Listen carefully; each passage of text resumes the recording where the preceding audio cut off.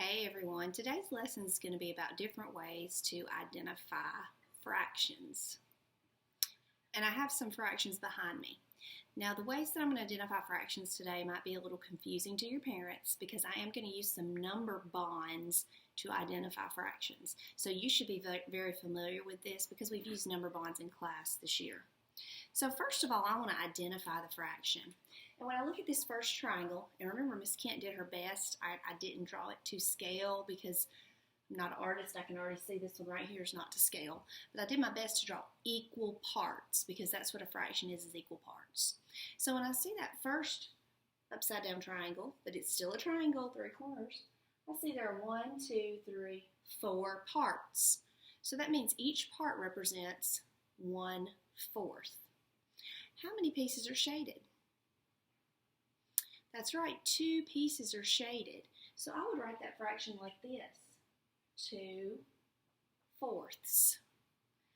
I could also write the words like this.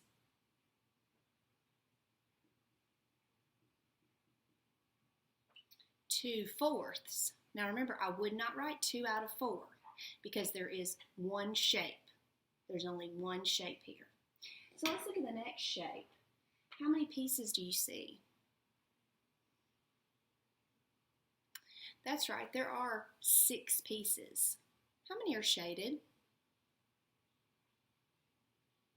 That's right, this shape has 3 of the 6 pieces shaded. 3/6 would be the equation. And there I go, I said 3 of the 6.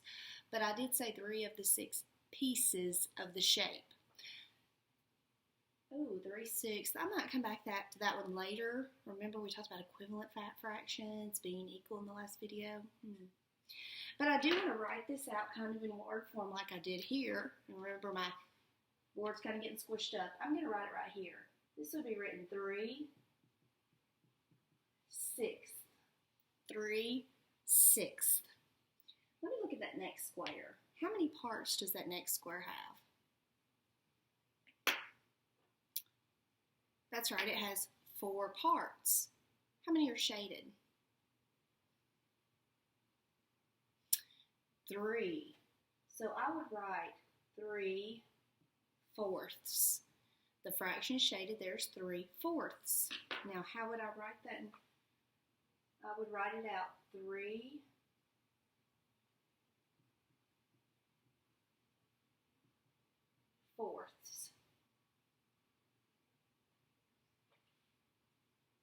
Okay.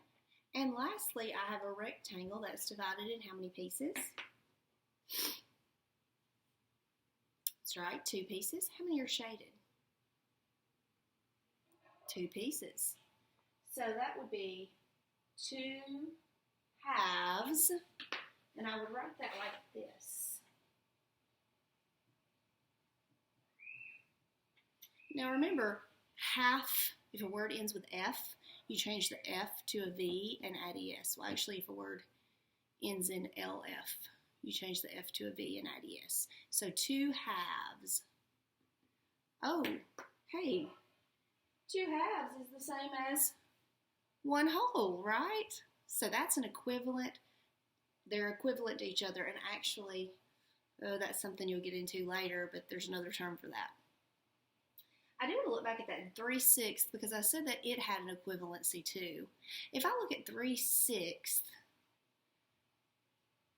what if I change this up a little bit? What if I did this? Let me unshade that one and shade this one in. What does that fraction look like now if I shade all this part in and then I leave that part open? Hey, 3/6 is equivalent to 1/2. But now here's the number bond part, and I think you guys will understand this number bond part. You might have to explain it a little bit to your parents. We're going to be bonding fractions together to make 1 whole. So each of these shapes represents 1 whole shape. And you know, with number bonds, we're going to be bonding things together. Today we're going to talk about bonding together the shaded portions and the non-shaded portions. So we're only going to need two two circles.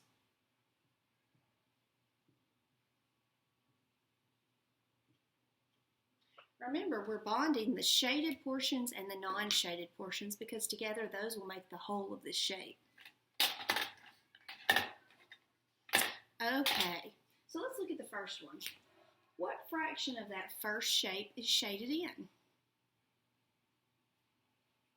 That's right, 2/4 of the shape is shaded in. What fraction of that shape is not shaded in?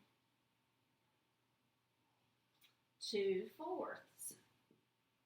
So 2/4 plus 2/4 makes one whole. Hey, is there an equivalent fraction there? Because I know if you have two pieces that are the same size, those are considered, if two pieces make one whole, those would be called halves. So an equivalent fraction to 2/4 would be 1/2. Can you look up there at that picture and imagine moving that one triangle a little bit closer to the other one? Or decomposing that shape and taking it apart? Are they equal to 1/2? So let's look at the next one. This one, the shaded portion was 3/6. Sorry, it's hard for me to write on this board. Turn around. The unshaded portion was also 3/6. And if you have 3/6 plus 3/6, you have 6/6, which is actually one whole. And remember, we did talk about 3/6 being equivalent to 1/2 plus 1/2 equals one whole. So let's look over here. The shaded portion of this shape was 3/4. What's the unshaded portion? That's 1/4. Are these two equal pieces? No, they are not. One of the pieces is 3/4. It's much larger than the 1/4. However, if you have 3/4 and 1/4, and you put them all together, you come up with 4/4, which would equal a whole. I'm going to shade in this other piece with a red so you can see. 3/4 plus 1/4 equals one whole. Let's look at our last equation over here. This was kind of tricky to me. I know that my shaded portion is 2/2. How much is not shaded? 0. This is not a typical fraction that we will write. Ms. Kent probably should have chose a better example here.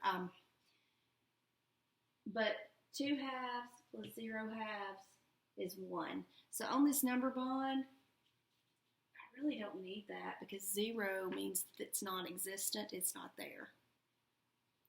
If you have any questions about fractions, please give me a call today. I'm going to ask, though, that when you're doing your work, if you get confused, that you stop and you draw a picture. Drawing a circle is usually one of the harder ways to divide a shape. Because if we have a circle and we're dividing it into 6 pieces, we might accidentally forget and only divide it into 5. So I want you to try to think of drawing a tape diagram. And it's always a good landmark spot to start with dividing it into 2 equal pieces. But what if I need to divide it in 4ths? From that middle spot, it's pretty easy to divide it into 4ths from there. Okay? It's also pretty easy if you're at the middle to divide it in 6ths. So think of the middle or the half being a good landmark spot to start. I hope everybody has a good day, and if you need any help with your work, just let me know.